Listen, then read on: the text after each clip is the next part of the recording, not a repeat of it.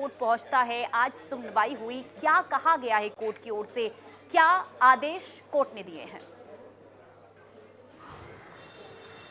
देखिए, महज 3 सुनवाई में ही जो है हाई कोर्ट ने स्पष्ट कर दिया है कि नितिन गडकरी ने जो मानहानि का केस दाखिल किया था मुंबई हाई कोर्ट में, आज जो है इस सुनवाई के दौरान जो है कोर्ट ने जो बड़ी कंपनियां, सोशल साइट्स की जो बड़ी कंपनियां हैं, उन सबको जो है कानून की जद में लेने का जो है बात कही है। और ये एक तरह से हम ये कह सकते हैं कि हाई कोर्ट ने जो है नितिन गडकरी के लिए कानूनी कार्रवाई करने का रास्ता जो है साफ कर दिया है, बराबर कर दिया है। यही वजह थी कि नितिन गडकरी इसके लिए ही हाई कोर्ट गए थे।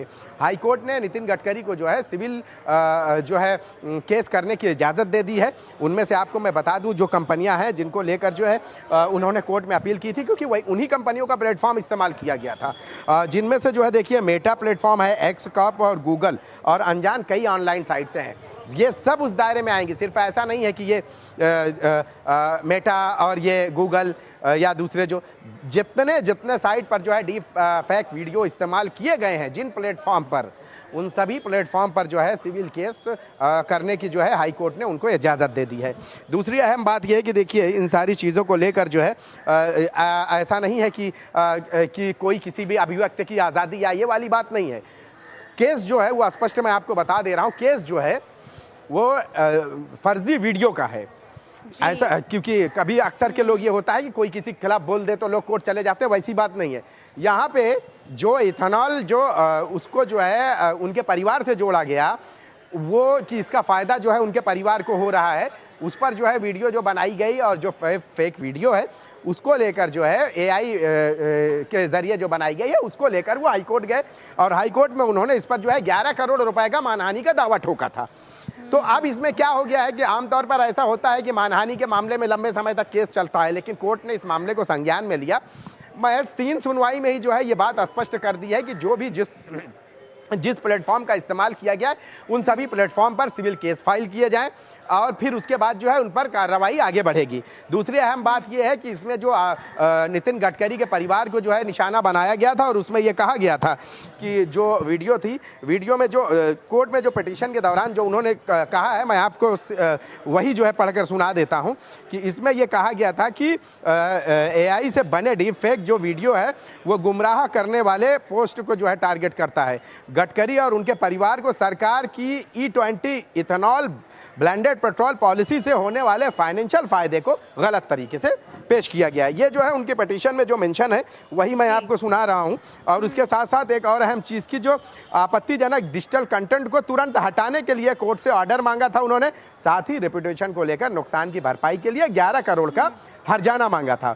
इसके साथ साथ जो है जो मनगढ़ंत और जो आपत्तिजनक कंटेंट जो होस्ट करने के लिए जिन सोशल मीडिया प्लेटफॉर्म और जो सोशल मीडिया इंडस्ट्रीज का इस्तेमाल किया गया है वो भी इस कार्रवाई की जद में आ चुकी हैं।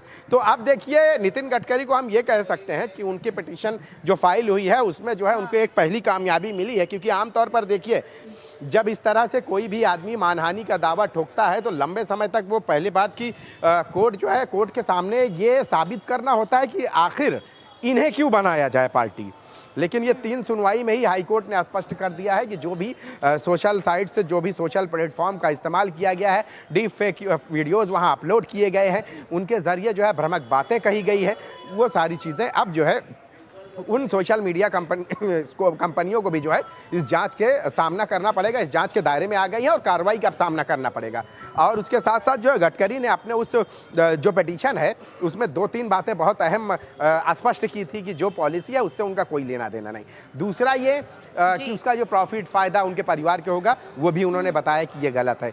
तीसरा ये कि ये सारे प्लेटफॉर्म पर जो वीडियोस है इसको पहले डिलीट किया जाए, क्योंकि भ्रामक बातों के जरिए उनकी बदनामी हो रही है। चौथा सबसे अहम जो रहा है वो आपको मैं बता देता हूँ, 11 करोड़ रुपए की जो इसमें मानहानि का दावा ठोका गया था। तो अब देखिए संभव है कि हाईकोर्ट ने जो है अब इस मामले में जो है इजाज़त दे दी है कि सिविल केस फाइल करने के लिए। तब हो सकता है कि वो कंपनियां अपने से ही उसको डिलीट कर दें, ये भी हो सकता है, आपको मैं बता दूं।